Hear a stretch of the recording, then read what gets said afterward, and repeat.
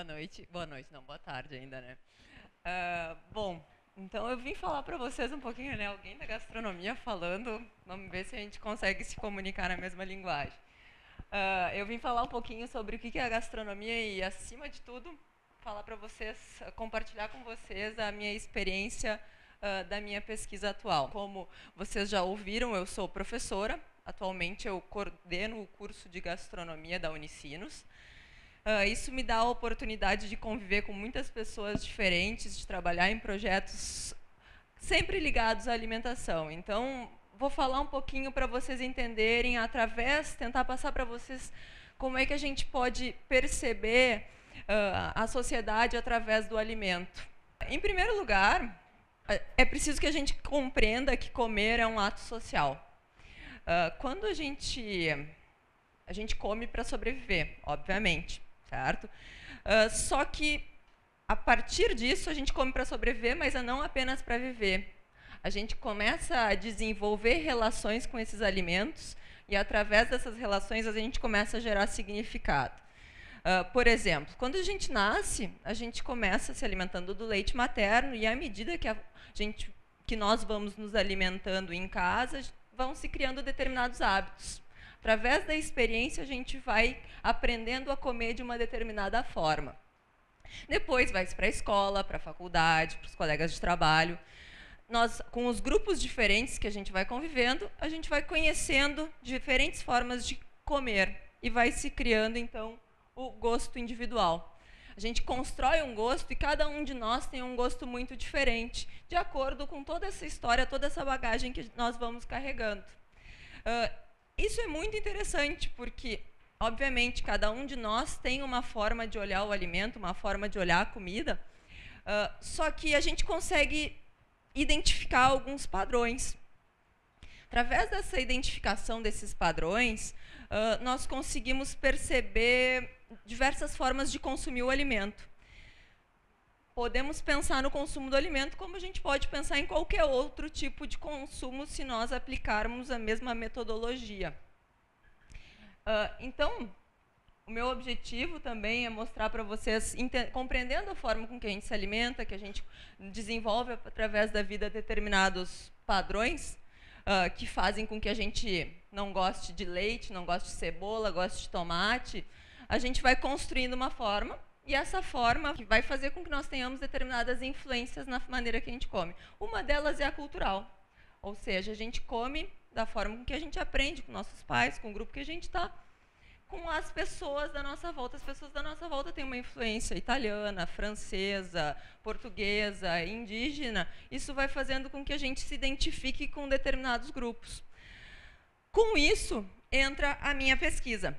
A minha pesquisa atual, ela relaciona o território, a gastronomia e o design. Minha pesquisa de mestrado é dentro do design.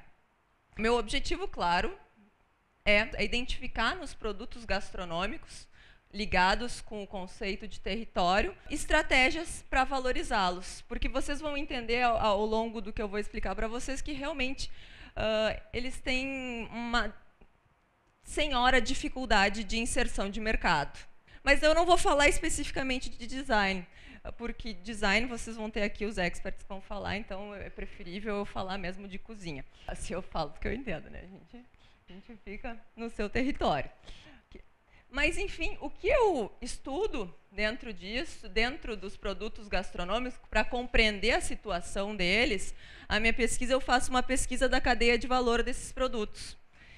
Essa pesquisa ela é feita como? Eu entrevisto diversas pessoas, diversos pontos dessa rede, que representam o produtor, o intermediador, o fornecedor de determinado insumo que gera esse produto, e o consumidor também é visto de determinada forma dentro da pesquisa. Mas o que é mais interessante dessa pesquisa, claro que o meu trabalho vai gerar diversas estratégias de valorização desses produtos. Espero eu, né? Mas, na verdade, o que é mais interessante, o que eu consegui perceber dentro dessa pesquisa, é o mais básico, na verdade, em tudo. O que é mais importante é a relação das pessoas. É a relação que as pessoas criam e desenvolvem dentro dessa cadeia. Ou seja, a gente está vendo a cadeia, eu penso nos agentes, e os agentes são cada um dos representantes ali dentro dessa rede. E essas relações, elas vão fazer com que essa cadeia de valor ela consiga agregar ou não um valor de mercado para um determinado produto, que o consumidor consiga identificar. E eu vou explicar para vocês. Mas antes, só para vocês entenderem, né, falando de gastronomia, então vou explicar um pouquinho. Então, o que é cozinhar, né? Através do ato de cozinhar, a gente, o profissional, o cozinheiro, o chefe de cozinha, mesmo em casa, sem ter essa vontade explícita, nós transmitimos identidades, culturas, diversos tipos de representação. Porque se a gente vai comer italiano, a gente está comendo um monte de símbolo que está associado com a comida italiana. A gente não está comendo só uma massa. Isso é fato. Porque se está com vontade de comer italiano é porque, bom, pensei na massa, eu vou associar com o italiano, vou associar com o molho de tomate, e assim vai. E o chefe que está lá na cozinha, o cozinheiro que está lá na cozinha, tu vai chegar no restaurante italiano, tu não está esperando um sushi. Senão vai ser meio complicado de compreender e de satisfazer esse consumidor. Só que, diferente, por exemplo, da nutrição, um dos valores mais importantes que a gente trabalha dentro da gastronomia é o bem-estar.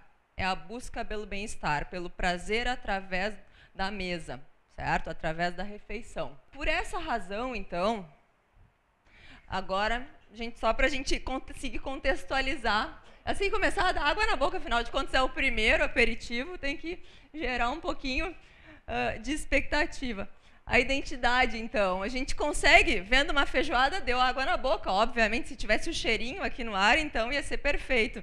Vocês conseguem identificar, esse é um prato que é indissociável da nossa cultura. Dentro do Brasil inteiro, no exterior, a gente vê a feijoada como uma identificação da cultura brasileira. Então, a gente consegue, ou seja, transmitir a cultura através do alimento. Além disso, a gente também consegue, através do alimento, transmitir uma sensação de convívio, de conviver, porque nada melhor do que sentar à mesa com as pessoas. Assim, a gente tem um convívio que é fora do comum, que é a convivialidade. Aqui vocês podem ver, esse é um projeto muito legal que tem nos Estados Unidos, que eu espero que em breve a gente consiga ter ele no Brasil, são os jardins comestíveis nas escolas públicas. Essas são duas meninas, esse é um projeto onde as famílias se encontravam juntas para plantar, certo? Então, há uma troca de experiência, há uma troca emocional, uma troca social. Então, não tem uma regra de gênero, de cor, de etnia, de nada. Então, eles estão ali juntos, trabalhando e construindo alguma coisa para a comunidade, através do convívio.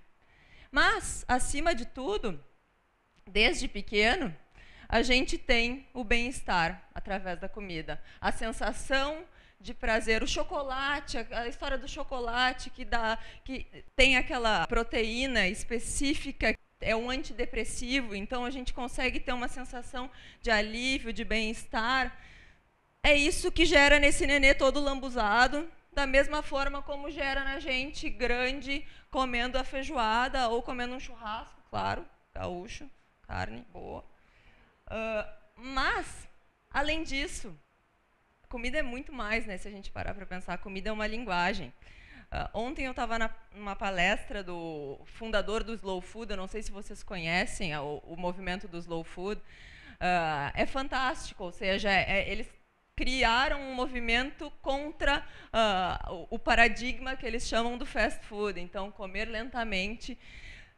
E exatamente isso que ele falava, eu mudei a minha apresentação depois da questão da linguagem, porque ele falou, a comida é uma linguagem.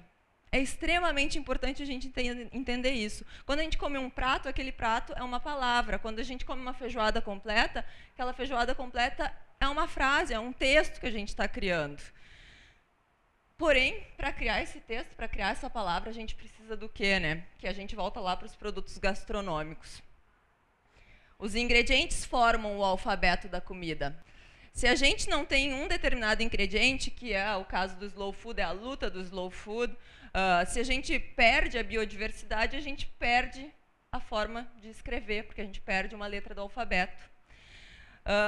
Portanto, a defesa e a tentativa de valorização desses ingredientes é extremamente importante. Com isso, a gente consegue gerar um aprendizado muito maior das crianças, um aprendizado... E por que a questão do aprendizado? Porque com a educação, a gente consegue fazer eles conhecerem produtos diferentes. Vocês conhecem esse produto?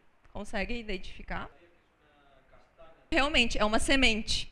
O nome dela é semente de cumaru, que é fava de tonka, certo?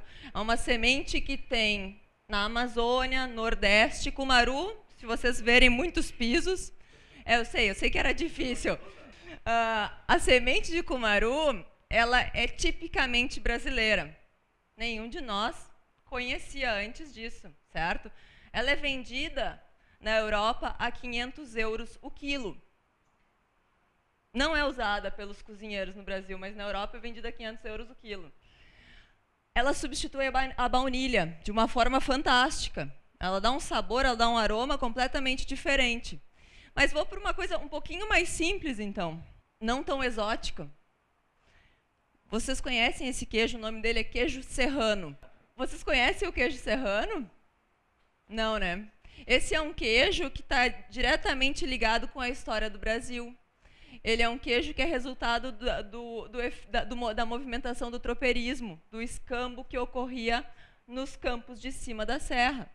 Então, são produtos que ou vão se extinguir de uma forma geográfica, física, ou vão se extinguir de uma forma cultural. Então, essa é a minha pesquisa, criar alternativas para que isso não ocorra. Eles não são comercializados no Brasil.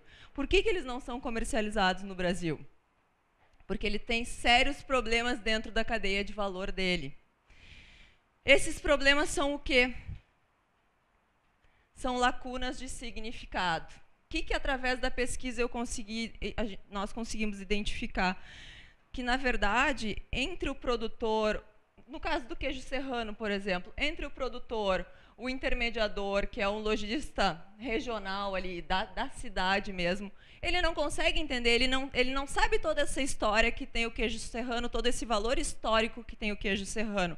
Imagina, se o lojista não sabe o valor histórico que tem o queijo serrano, vocês imaginem o que vai acontecer lá com o consumidor final. Nunca que ele vai descobrir isso se ele não for uma pessoa extremamente curiosa.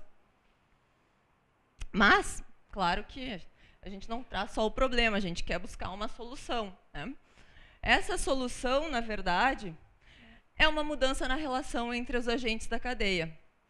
Essa mudança, essa transformação, não é simplesmente criar as estratégias corretas de gestão do produto, de marketing do produto, de design mesmo de uma embalagem ou de toda a cadeia. Mas sim é aproximar essas pessoas, é conseguir fazer com que elas falem a mesma linguagem através do alimento. Eu trouxe para vocês um exemplo disso já ocorrendo no Brasil. Esse é o mini arroz. Ele entrou no mercado faz uns 2, 3 meses. Essa é uma iniciativa extremamente inovadora. Essa empresa que está ali no canto, a Mie, ela resolveu criar uma estratégia, criar um produto que são essa linha de produtos retratos do gosto, que está ali escrita na embalagem, na qual ela auxiliasse os produtores, porque ela não quer só aproximar os elos da cadeia, mas ela também, esse processo todo, esse movimento todo, ele gera com que o produtor seja melhor remunerado, o produtor tenha uma qualidade de vida muito maior. Ou seja, todos os pontos da cadeia acabam saindo satisfeitos. O consumidor recebe um produto melhor e o produtor consegue ser bem remunerado, ter uma qualidade de vida melhor. E, acima de tudo, por exemplo, no caso do chefe de cozinha, ele consegue gerar um prato melhor no próprio restaurante. Nesse caso aqui, como é que eles criaram, então, esse produto? Ali no canto tem o Alex Atala. Alex Atala, hoje em dia, é um embaixador da cozinha brasileira no mundo. Ele é muito bom, ele é um cozinheiro excelente. Mas, acima de tudo, ele procura muito valorizar o produto brasileiro. Essa é a bandeira dele. E, através desse projeto, é um projeto de curadoria, eles chamam. O chefe de cozinha escolhe um produto, escolhe um produtor específico para valorizar e gera toda essa cadeia e esse novo produto. Agora, o produto que eles vão lançar no início do ano que vem é uma farinha de pinhão da região de... aquela região serrana do Rio. Agora me fugiu o nome da cidade. Nova Friburgo. Nova Friburgo. O que é extremamente interessante, porque nesse caso, ainda por cima, ele não vai privilegiar um produtor, ele vai privilegiar os catadores de pinhão. Então, são pessoas que realmente não têm a menor condição. Só que, nesse caso, vai entrar uma outra chefe de cozinha, uma chefe de cozinha da região, que é a Mônica Leal. Então, vocês veem que todo mundo trabalhando em rede faz com que a gente consiga transformar o estado dessa cadeia, faz com que a gente consiga transformar melhor, valorizar o trabalho de todo mundo. Com isso, o que a gente consegue valorizar? A gente tem uma rastreabilidade, porque esse daqui, o produtor desse arroz é o senhor Francisco Ruzende, que é de Pindamonhangaba. Eu acertei o nome, né? Então, a gente consegue saber de onde é que ele é. O processo é claro. A pessoa sabe que ela vai receber aquele produto porque qualquer coisa ela vai até lá e ela chega no produtor dele. Ela chega no ponto de origem. Além disso, ela consegue ter uma qualidade regulamentadora, porque para fazer parte, para estar ali aquele arroz, ele tem que ter dimensão tal, porque ele é um mini arroz, então ele é uma bolinha, metade de um grão de arroz do arroz branco. Então tem que ter essa determinada dimensão mínima, máxima. Ele vai ter um rendimento na panela específico. Tu sabe que tu vai fazer uma proporção de 100 gramas de arroz seco, tu vai gerar 250 sempre. Certo? Então, tu tem um padrão de qualidade, as pessoas criam uma sensação de confiança, além de melhorar toda a cadeia. Acho que eu terminei. Muito obrigada.